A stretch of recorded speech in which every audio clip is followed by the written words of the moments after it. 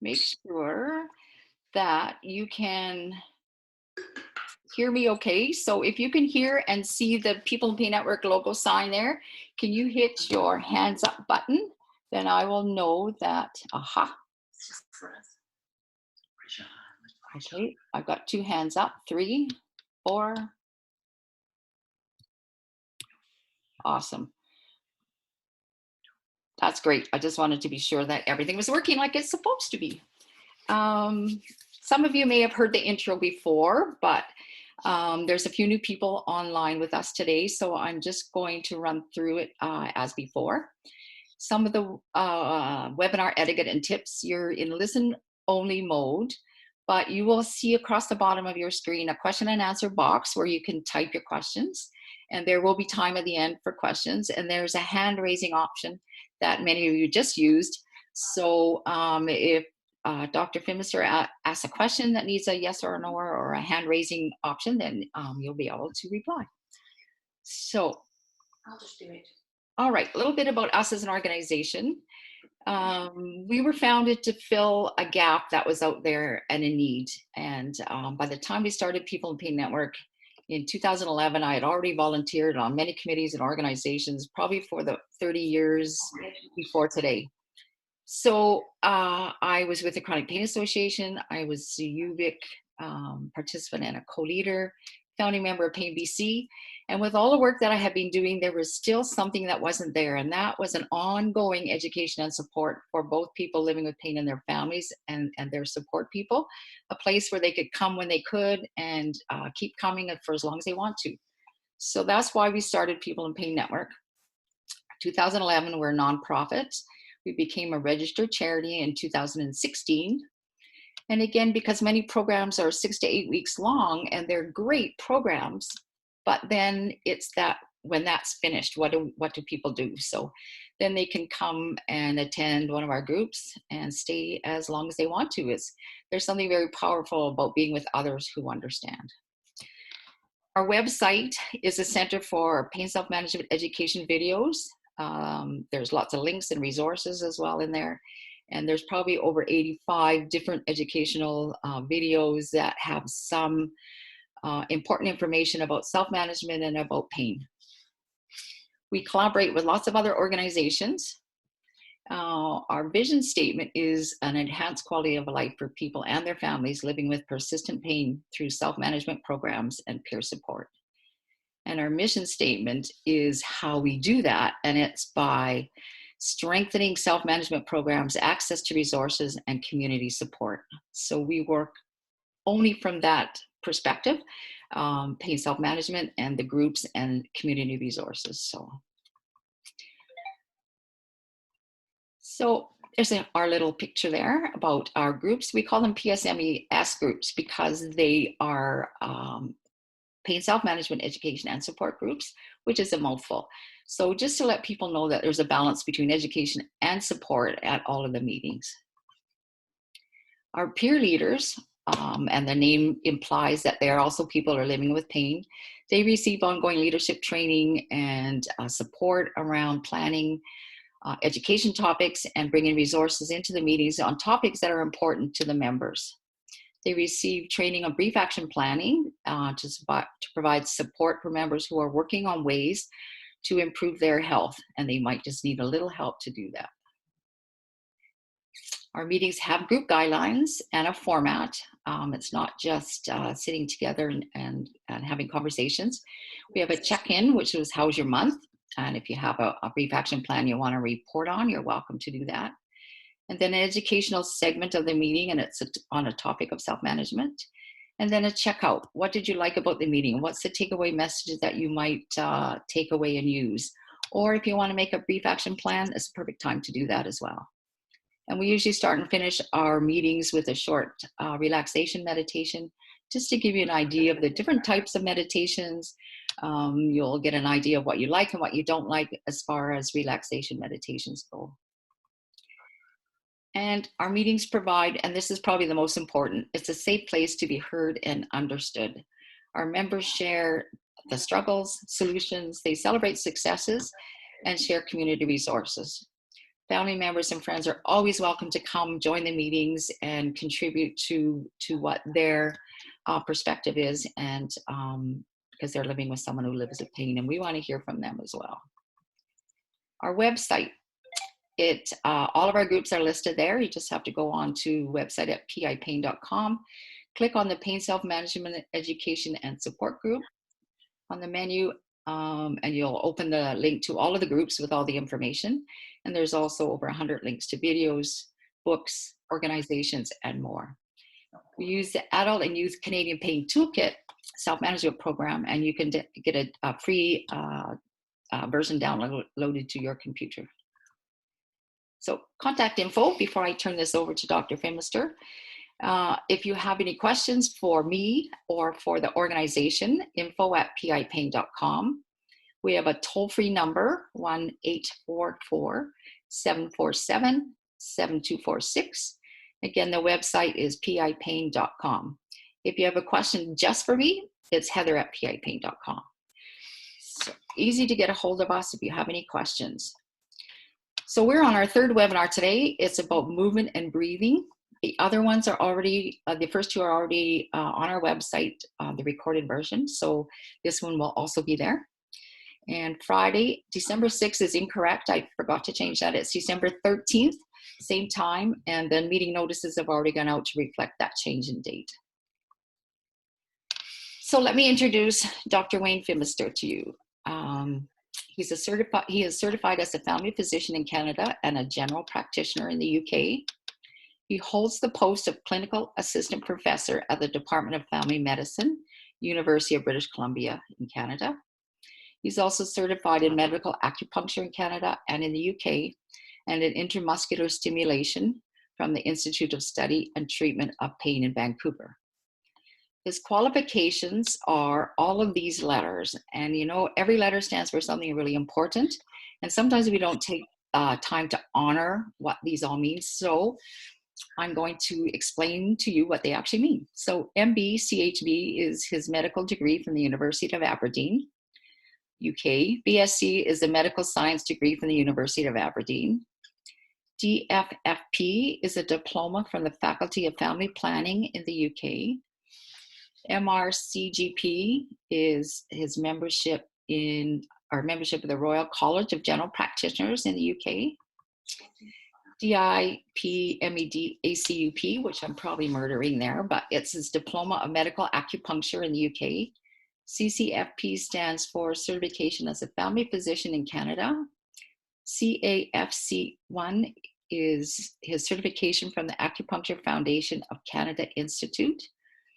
CERT-GUNNIMS is certification of gun intramuscular stimulation from the Institute and Study of Pain in Vancouver, BC. And FCFP is his fellowship as a family physician in Canada. So every initial indicates another level of education and understanding of what living with pain is about. So I'm going to turn our meeting over to Dr. Phimister, and just takes one sec while I change over to him here.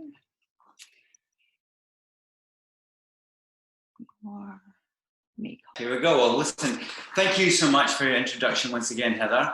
And today my very special guest is Teresa Ojidma. Teresa, thanks for coming. Thank you for having me.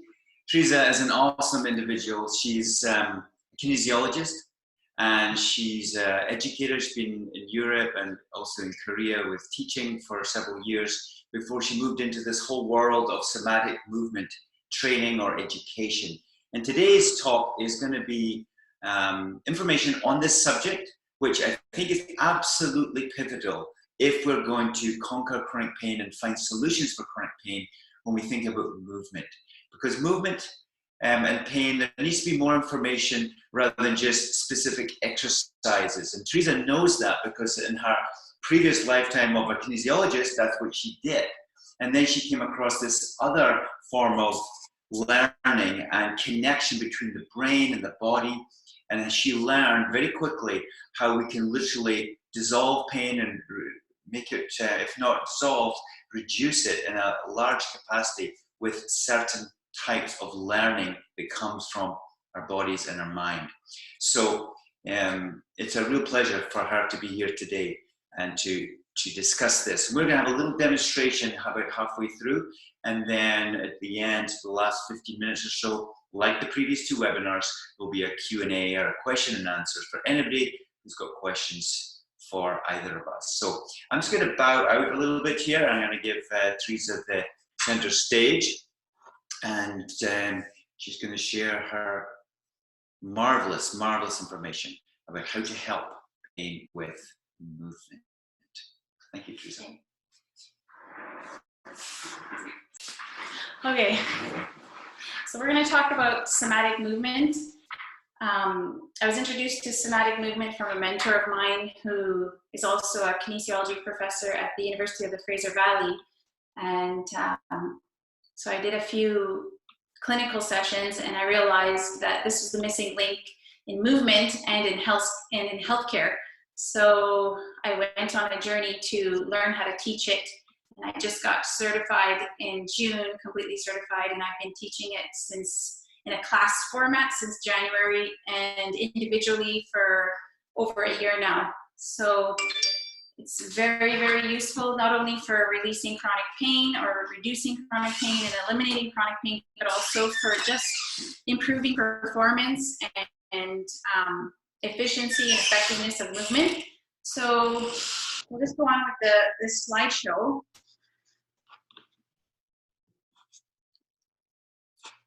Here's a quote from Thomas Hanna, the founder, CEO of Hanna Somatics, and he says in his book, the book he wrote, The Body of Life, if life means movement and death means non-movement, then it may be permissible to think that more movement means more life and that less movement means less life. So this is just a profound statement, something to think about a little deeper. We're created to move, we're created to constantly move our bodies, and not just think on the intellectual level and only using our minds, but we need to also move our bodies. It improves our memory, it improves the way we think, it improves the way we make decisions. So he was quite ahead of his time. A little bit of history and philosophy of somatics. It was born from the work of somatic pioneers, the Alexander technique from Matthias Alexander. He was an Australian orator, Shakespearean orator, and he suffered from voice loss.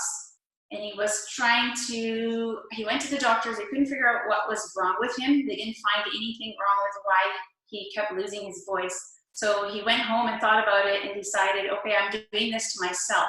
So he went and sat up around a few mirrors. He set up a few mirrors and sat in front of them, and he started to use third perspective feedback or third person feedback, and he started to inhibit types of movement. So he realized when he was talking, he was contracting his neck muscles, he was distorting his windpipe and decreasing his stature, which was causing him to lose his voice.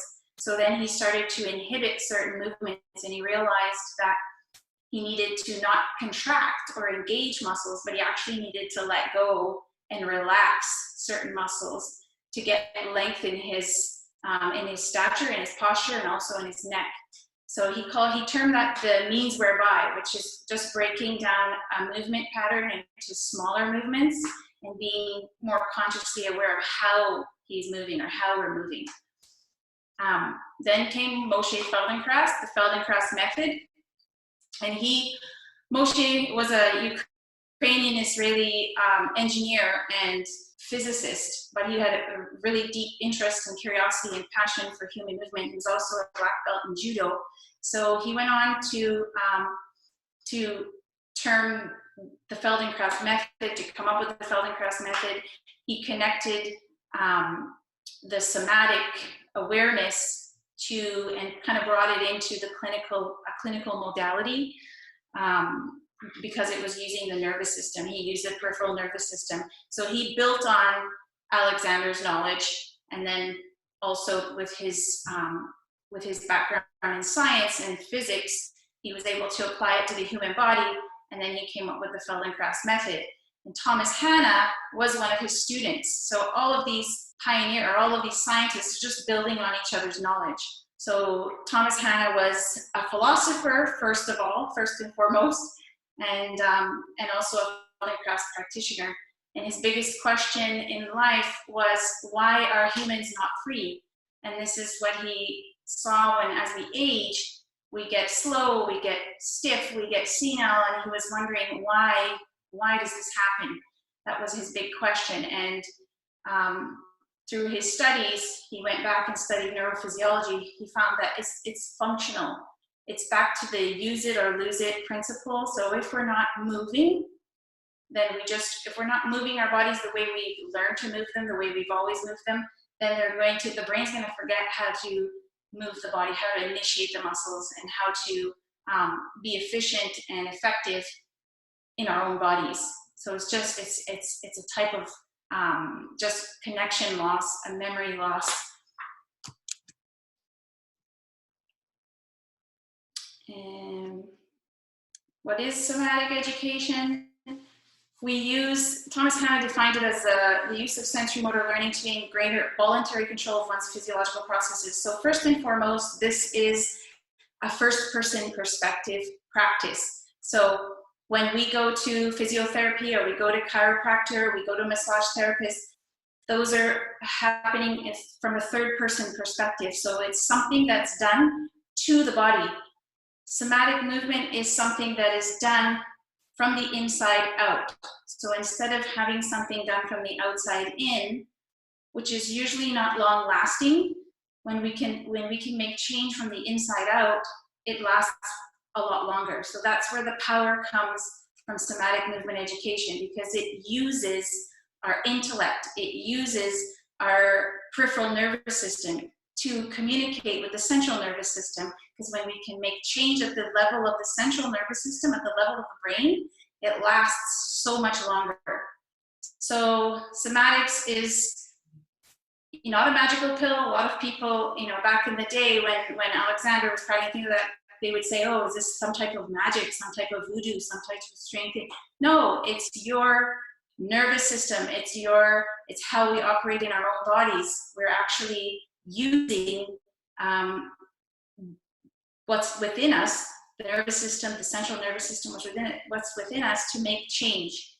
Okay, and we have this ability because we have this genetically given capacity to self-teach, self-learn, self-regulate, self-organize, and essentially self-heal. The body knows how to heal itself, and we intrinsically know how to be well.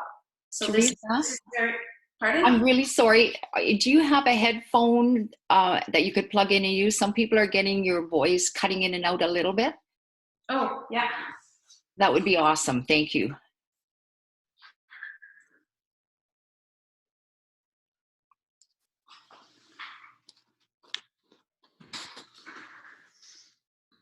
Is that better?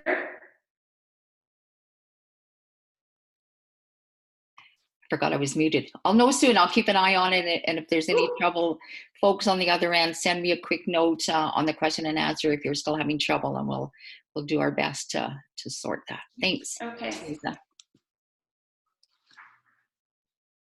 So who is Thomas Hanna? I told you a little bit about him already. He was a philosopher, also a Feldenkrais practitioner. He combined the work of Feldenkrais and Hans Selye, who is a stress pioneer, and he studied the effects of stress both positively and negatively on the body. And he took his knowledge also of neurophysiology and combined all of these to come up with Hanna Somatics and the Novato Institute, which he was a co-founder of, where they do somatic research and somatic training. So essentially, this is the most gentle, most harmless thing you can do in movement. And, so people who are in chronic pain, people who are in acute pain, this is so fitting, and there's no risk, there's no harm in it, because it is so gentle, and you are in control because you're using your own body to create this awareness. So it consists of gentle movement sequences to increase the brain muscle coordination, to trigger the muscles to relax. So our bodies become, when we're exposed to stress, our bodies become habitually contracted in a reflex loop. So we use this movement, we use somatic movement to release these muscles. The soma, the term soma is just the Greek word for living body. So it's who you are on the inside. It's first person perspective or first person viewpoint, and it's experience from the inside out. The body is third person. It's what we see, it's the objective. It's when you see someone, they don't really change much on the outside, but on the inside, the soma is constantly changing. It's a process that's constantly changing with the ebbs and flows of life, things that are happening throughout life.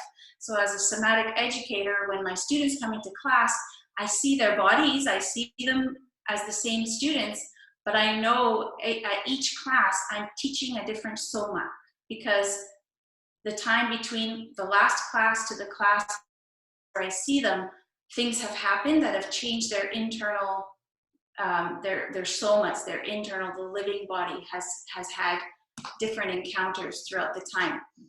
So the somatic movement is always different. You may do the same movement or similar movement, but your body's going to experience it differently based on what you've experienced in your life. So somatics, you're active and you're conscious, and consciously engaging in the relaxation and the reawakening of your brain to relax the muscles. So this is where the power comes in.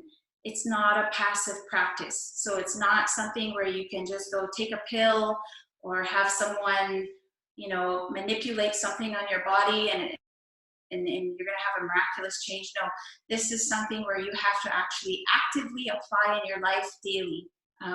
So some people ask me, well, how many treatments do I need? How many times do I have to do this? And how many, when will I be pain-free? Everybody's different. Some people get pain-free really quickly.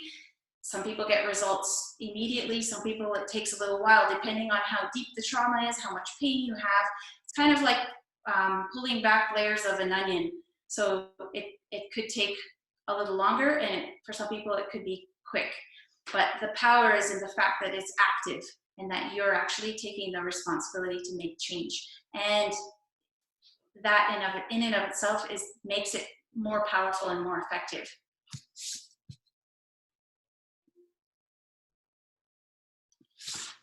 Sensory motor amnesia is Thomas Hanna. This was another one of his terms that he came up with, and it's just where we've lost voluntary control of muscles that have been habitually contracted in the body due to trauma. So due to injury, illness, stress, because we can't separate the mind and body.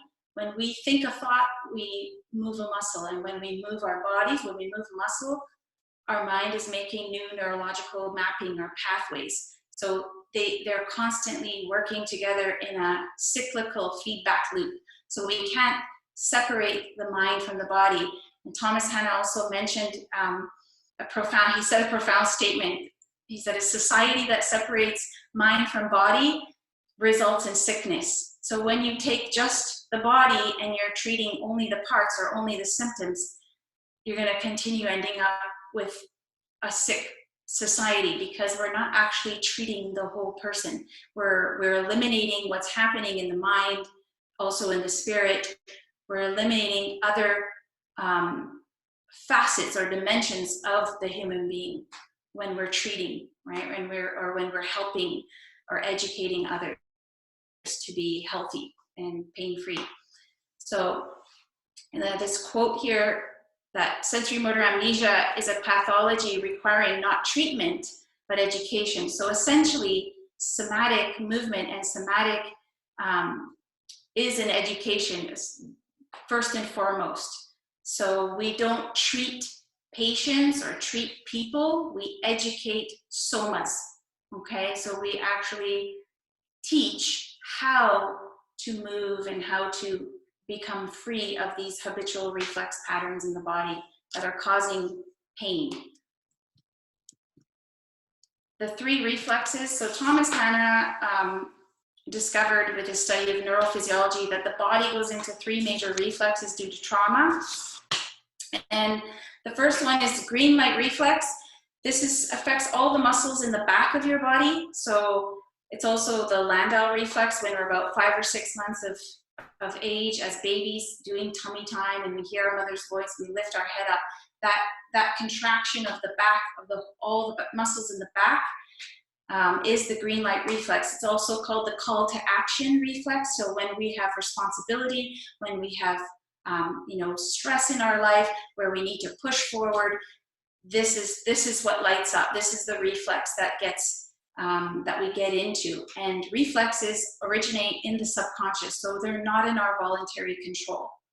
The red light reflex, well, I'll go back to the green light. So the green light reflex, you can think of, if all your back muscles were contracted, you could probably think of what type of areas you would feel pain in. So probably low back pain, neck pain, shoulder pain, sciatica, SI joint pain, plantar fasciitis. That's pretty much affecting all the muscles in the back of your body. The red light reflex, this is also called the startle reflex. So in response to fear, in response to fright, so if you're scared, if you're depressed, it's also in response to habitual postures like sitting at a computer or driving for long distances, long hours. It affects all the muscles in the front of the body. So the abdominals are contracting, and the first thing that happens when we're stuck in this startle reflex is shallow breathing. So this contracts the front of the body and it pushes down the rib cage, and now we have this habitually contracted front where the lungs can't get as much air in. So then we end up becoming shallow breathers, which is also correlated to heart disease. That was one of the things that Thomas Hanna also mentioned, that there's so many studies connected to connecting shallow breathing to heart disease. The third one is trauma reflex. This trauma reflex can happen anywhere in the body, but visually it shows up on one side or the other. So usually an uneven leg length or a shoulder that's kind of falling and contracted downwards, and it's all coming from a contraction in the middle of the body. So one of the principles of somatics is that we move center to periphery. If we can get control of all the muscles in the center of our body, we can move freely. Our arms and legs move freely, and it's like as though we're so effective and efficiently, almost like we're floating. So usually at the end of a class, I'll have some people say, "Wow, I feel like I'm floating," or like I'm grounded. I can feel the floor all around my feet, and it's like because the brain now has conscious control over where they're moving from, and then their movement becomes effortless.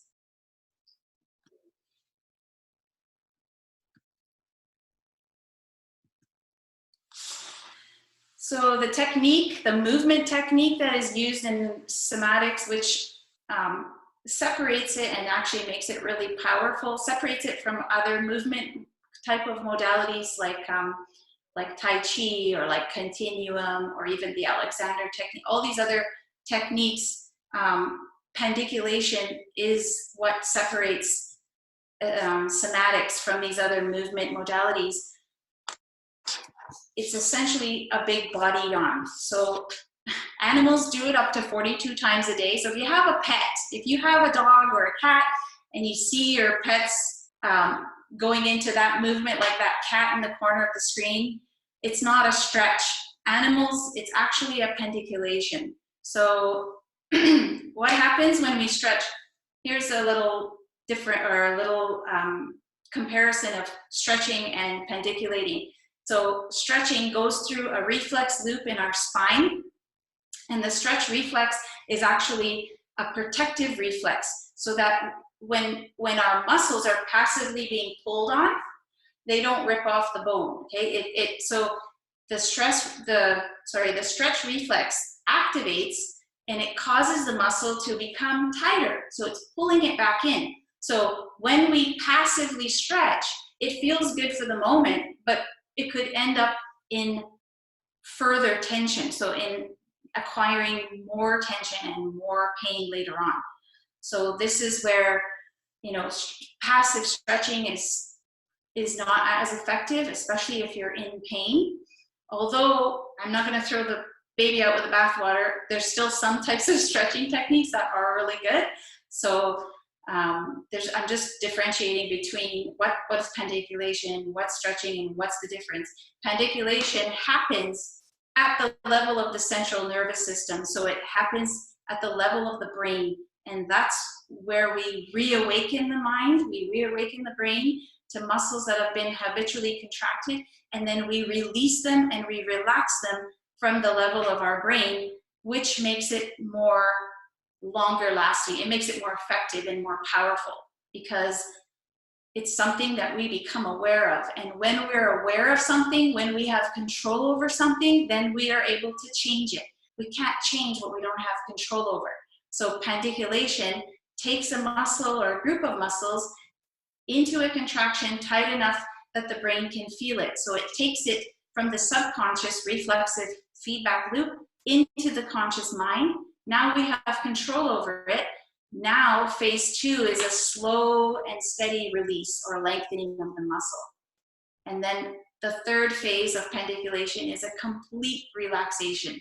So this stuff, if you are very, very stressed or tense, very, very, holding a lot of tension, or someone who's really green light, who just is always in action, like athletes, like parents, like mothers, like just people who have a lot of demands in their life, the third phase has to be learned. It seems strange, but we do have to teach ourselves to relax because we forget. When we're so high in the stress mode, in the sympathetic mode for a long period of time, we have to learn how to relax. And I've had many times where my students will skip the third phase and they are building up more tension in their body, and I get phone calls like, Teresa, why? This stuff is making me hurt. I'm sore, or I'm getting more tense. And I said, are you in the third phase of the pandiculation? And they look at me saying like, third phase? And I said, yeah, the complete letting go, the complete relaxation, because that's where your brain integrates and organizes the information that it's getting from the new muscle length. So if you don't give your brain time to learn, you'll keep stuck in that tense stress pattern. So it's very important that we learn how to relax. So anything that we've learned, so all of these reflexive patterns and things that are learned as we go through life, and anything that we've learned can be unlearned. So 3 things that I really hope that you get from this is you're excited that you've learned something new about your movement and a way to get yourself out of pain. The second thing is empowered, that now you can have these tools, because with essential somatics, with somatic movement, it's a tool.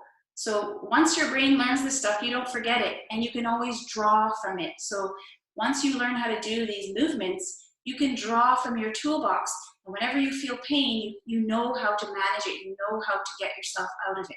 And then the last part is feel hopeful, because we don't have to age and be stiff and slow and senile, that we can actually, as long as we maintain our function and we keep on moving, there is hope. We don't have to end up, at the typical, how we see the typical aging pattern in others, or the sort of like we're almost trained to think that way. Oh, I'm getting old, I have to stop moving, I have to stop playing my sports, I have to stop doing this, I have to actually, no, you're getting old, you have to start moving more.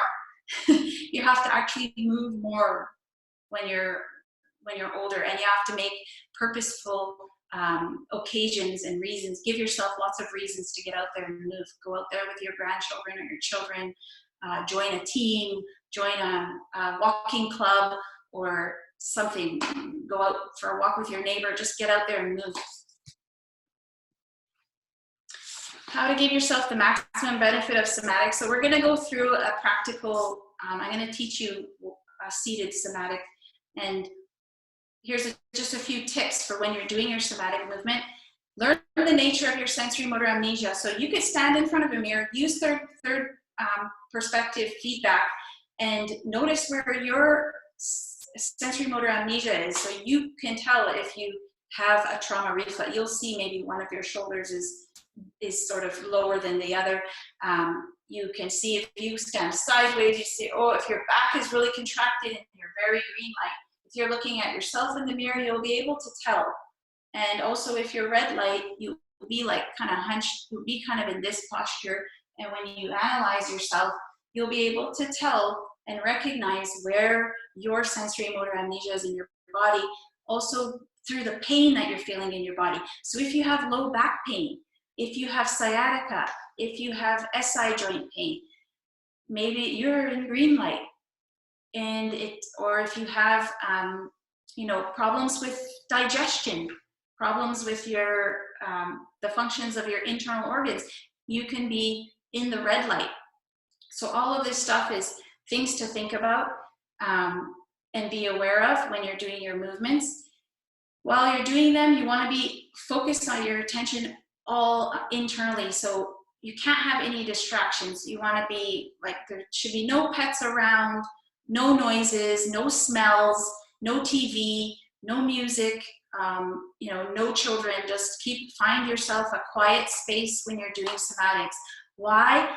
So that your brain can learn, because if there's any distraction, your brain will focus on the distraction and it'll take you outside of yourself. So it'll take your focus away from your internal sensations onto the thing that's distracting you, and you won't get what you plan to get out of your movements when you start them.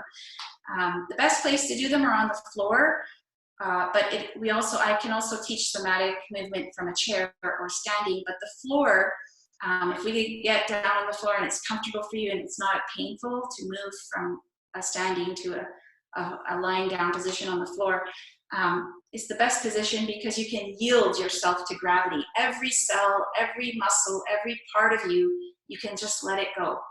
Okay, so that makes it the best position. You always want to move slowly. Somatic movements are not movements to just be done, like just to do them for the sake of doing them, or there's no right or wrong way of doing a somatic movement because we all move differently. But you want to do it very slowly. You want to do it mindfully with complete awareness of how your body is feeling on the inside. You never want to force a movement, so we call that over-efforting. So if you're forcing a movement, you're not really conscious of it. And if you're moving really quickly, you're also not as conscious. So when we inhibit or when we let go and slow down our movements, we actually operating at higher brain centers to do that. So that's why we want to do things slowly so that the brain can really learn. Somatic movement should not be painful at all. So when you're doing your somatic movement, for example, if you have low back pain and you're lying down with your legs stretched out and that's causing you pain before you start doing the movement, bend your knees, because this will take pressure off the lower back. So there's positions you can put yourself in so that while you're doing the somatic movement, you're not in pain, because where the pain is, the brain focuses. Okay, and it takes it away from learning how to let go of those reflexive patterns in the body. And the last one is just be persistent, be patient, and be positive, because the more you do it, it's like any other education. It's like learning a language. The more you practice the language, the better you're gonna be at it. The more you practice playing the piano, the better you're gonna be. The more you practice getting out of your habitual reflex patterns and pain patterns, the less pain you're gonna be in. So when people ask me, how long do I have to do this? How many times do I have to, how do you like your pain? Is my question. So to the degree that you want your healing and your wellness is where you're gonna take this and where you're gonna apply it.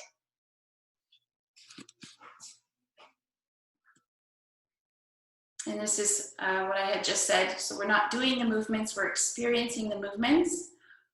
And this is Martha Peterson. This is the founder and the CEO of EssentialSomatics.com, is where I was certified through her organization. And one of Thomas Hanna's quotes, "A human who knows aging to be a process of ongoing growth is a human who has ongoing power to overcome ailments, surmount malaise, and triumph over the worst defeats. Not to countenance defeat, not to accept failure, not to give up, is to drink from the well of life's richest nourishment, the wisdom that in its depth, life is ever redemptive and rejuvenating." So I found that very powerful. So I want to include it in this seminar, webinar.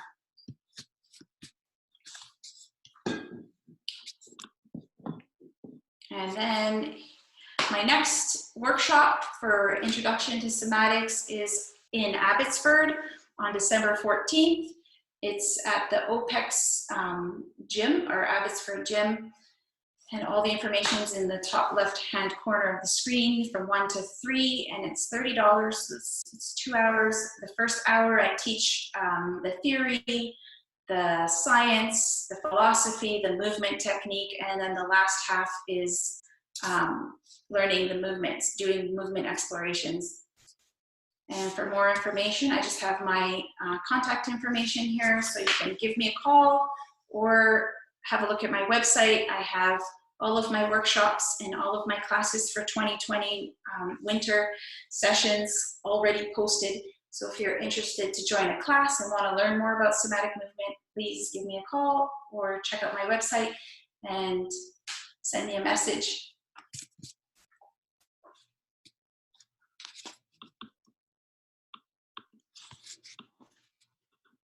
For more information, these are the books, the best books to start with.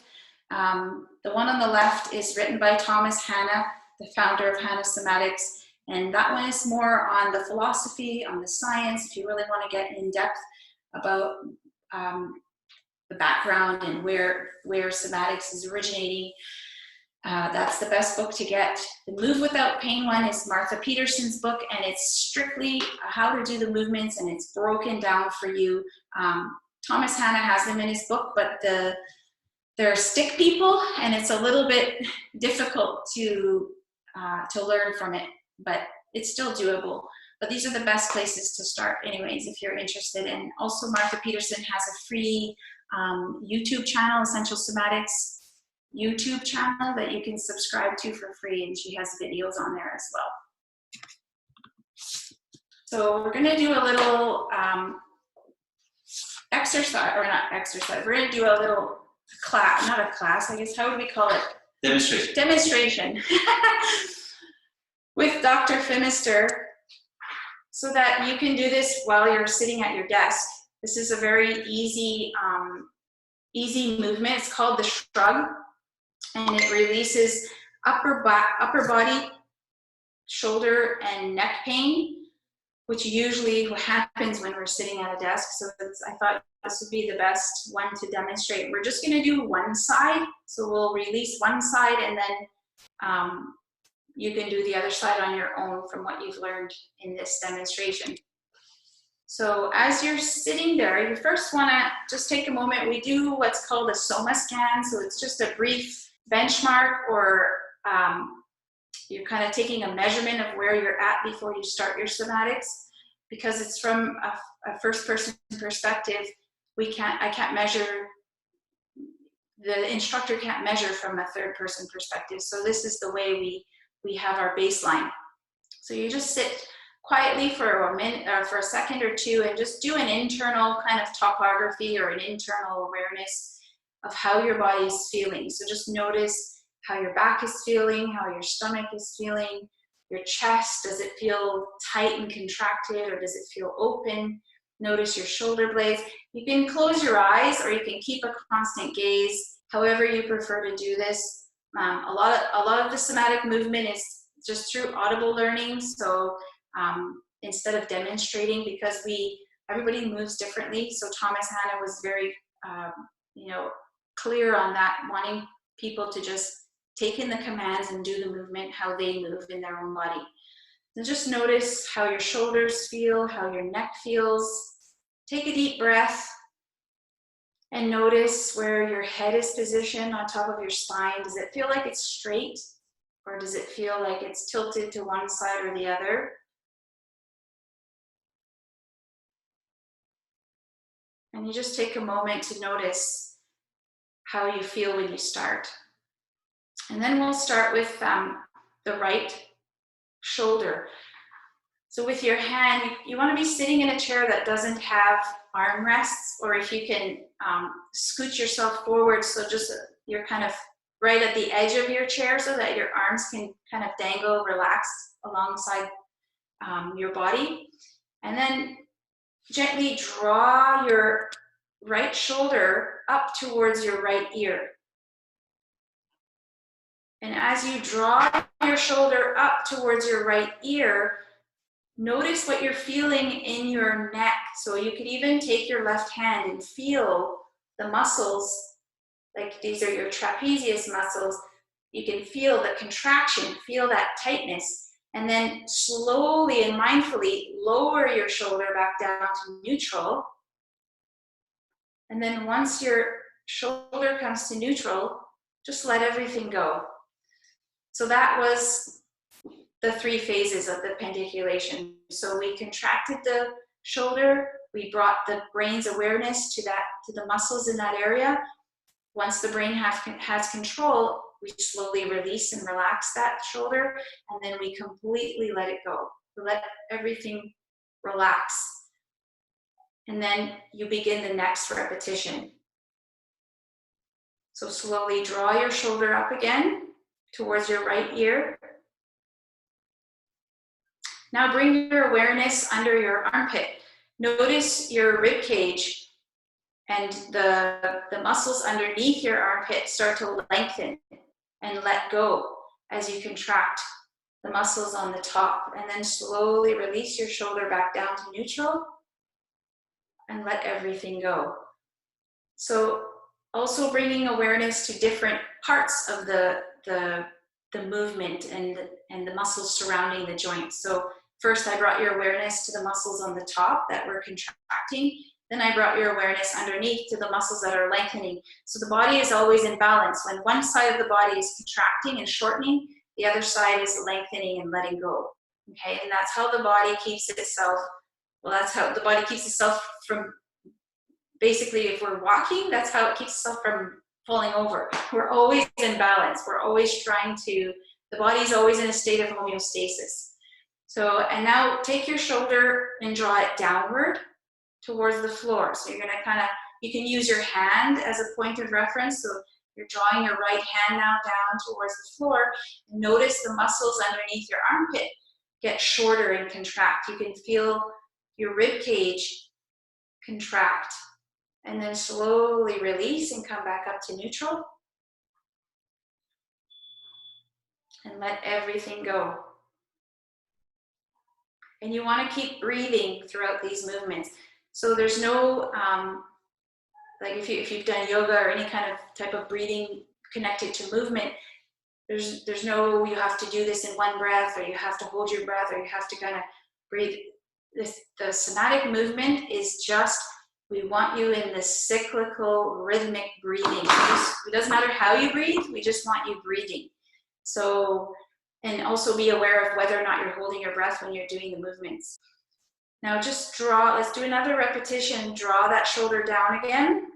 This time take your awareness to the top of your shoulder and notice the lengthening in your neck, the lengthening in the back behind your shoulder, and then slowly come back up to neutral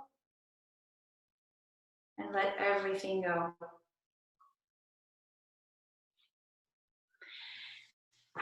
And then take your shoulder forward. So imagine there's a button out in front of you that you're going to press with your shoulder. And you're going to take your shoulder forward.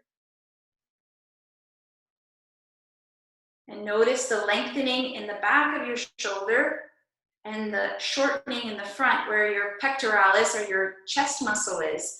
And then slowly release the front. Release your shoulder and bring it back to neutral and let everything go. And just take a couple neutral breaths and take time to sense and feel. And then do it one more time.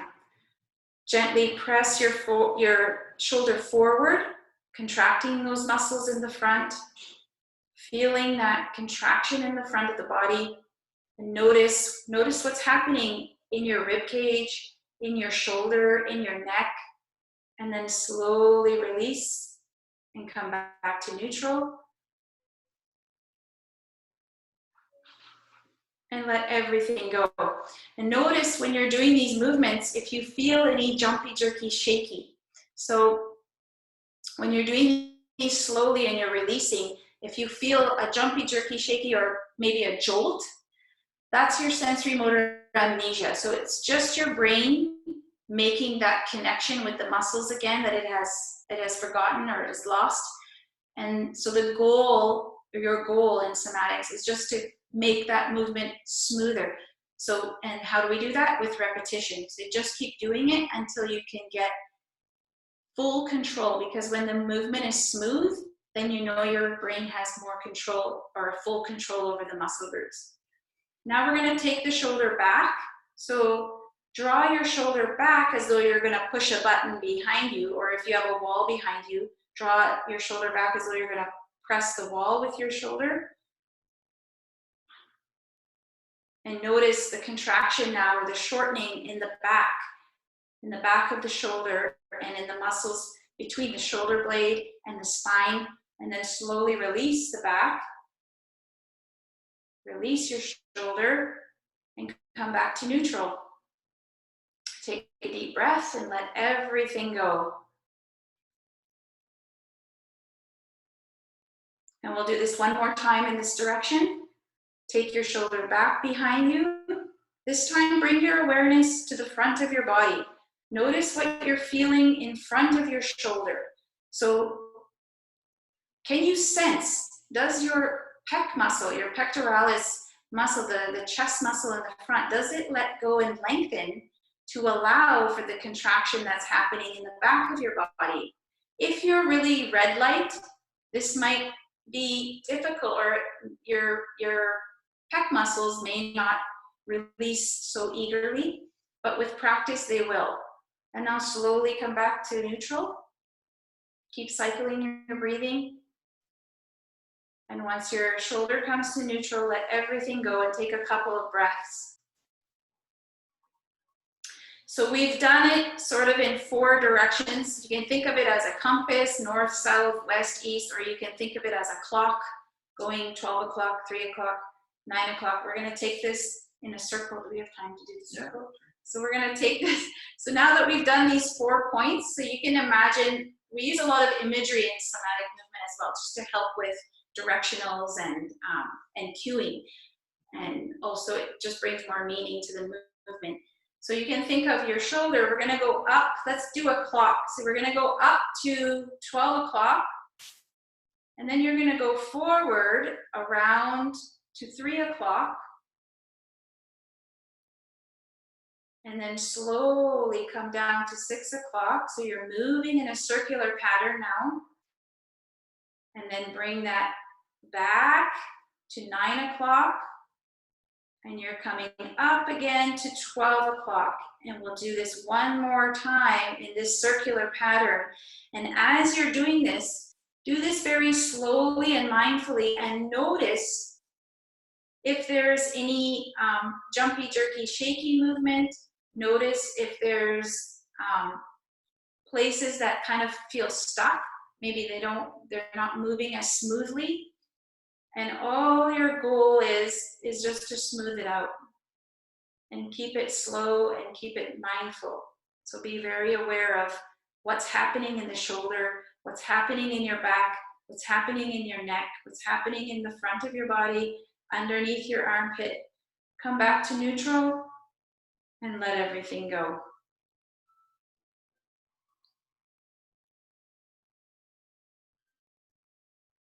And then we're going to take it a circle in the other direction. Slide that shoulder up to 12 o'clock. And now take it back to 9 o'clock, slowly and gently. And then bring it down to 6 o'clock. Feeling what's happening under the armpit, in the rib cage, and then take it forward to 3 o'clock and circle it up to 12 o'clock again. And then begin another circle on your own.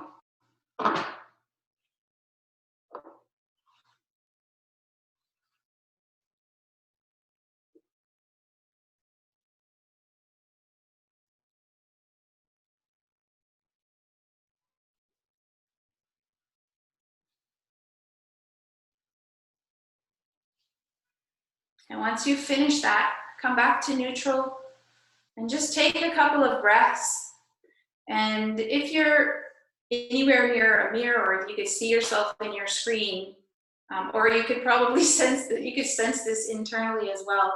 Now just sit quietly and sense and feel and compare the right shoulder to the left shoulder. And notice what you feel.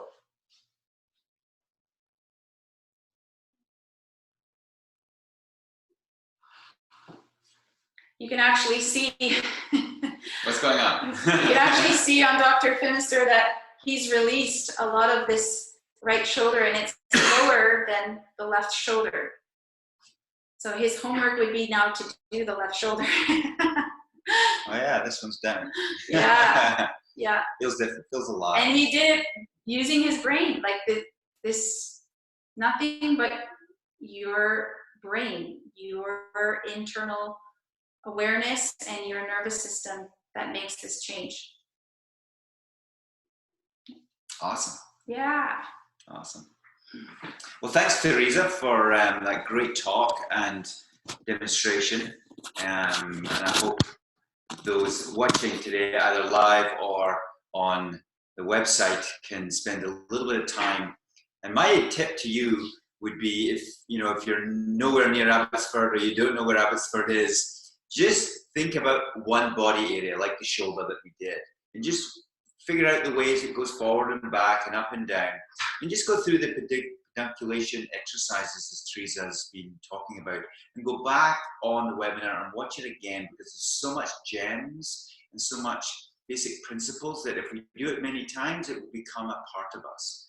And then you can just work around your body, especially if there's an area of soreness, and engage that brain with the area.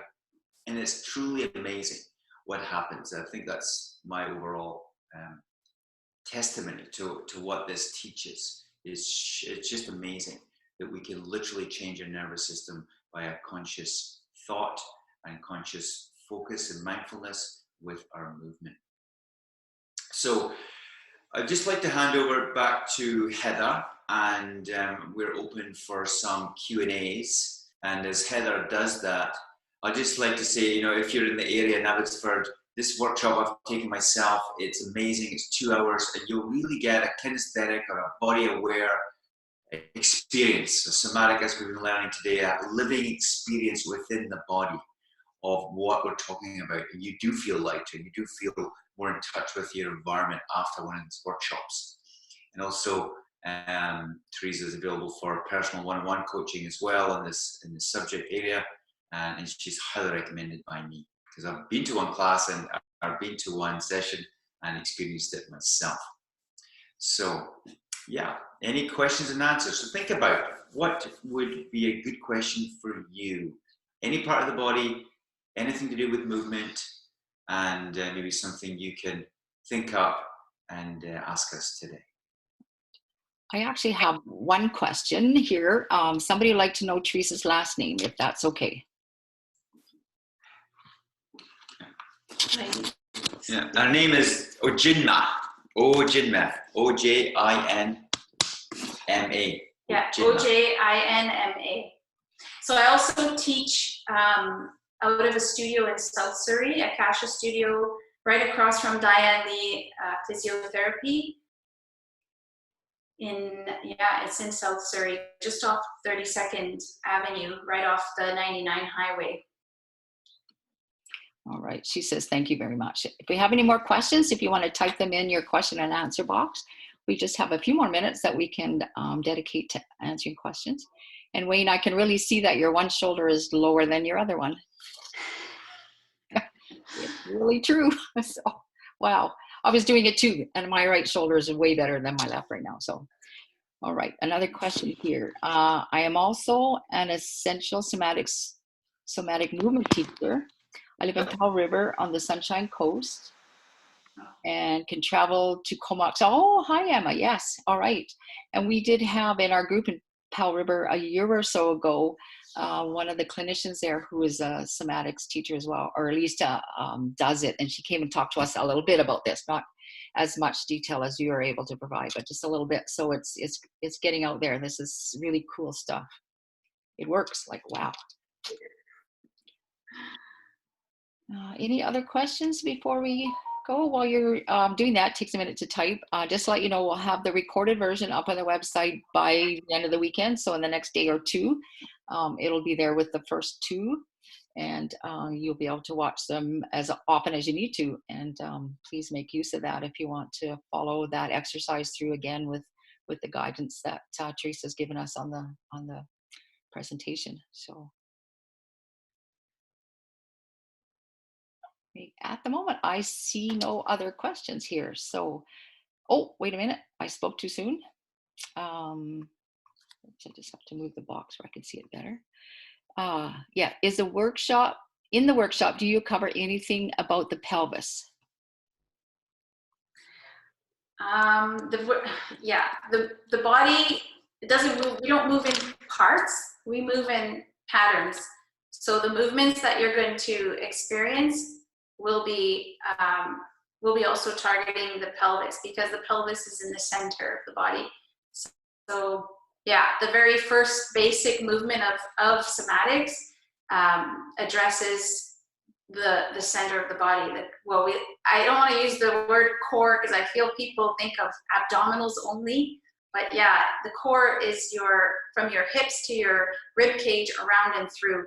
So yeah, I mean, you will get relief in the pelvis, in the back, in the front, in your abdominals. Yeah. Nice. My question is, are you coming to the island anytime? So, just kidding. One more question coming here. Not a question. Oh, just a thank you to everyone for giving your time. Oh, thanks, Laura.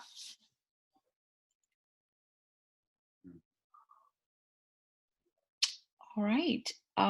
There seems to be no more questions at this time. You have Teresa's email there, Home Fitness Plus. Oops, I've got that in the way there.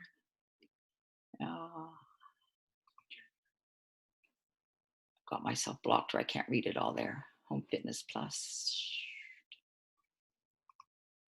Plus.ca, there it is. I had to move my own thing there. So yeah, so if you want to get hold of her, go to her website, and she has a phone number there for you that you can see there, 604-600-0747. So wow, thank you so much, Teresa. This is amazing information. Thank you for having me. Well, thank you for your time, and you too, Dr. Phimister. And don't forget, there's one more webinar on December 13th, and I'm looking forward to seeing many of you there and many more. We had 14 here today and 119 registered for the recorded version. So a lot of people are tuning into this. So we can't thank you enough for your time and sharing your expertise. Thank you so much. Have a great day, everybody. Have a good weekend, everyone.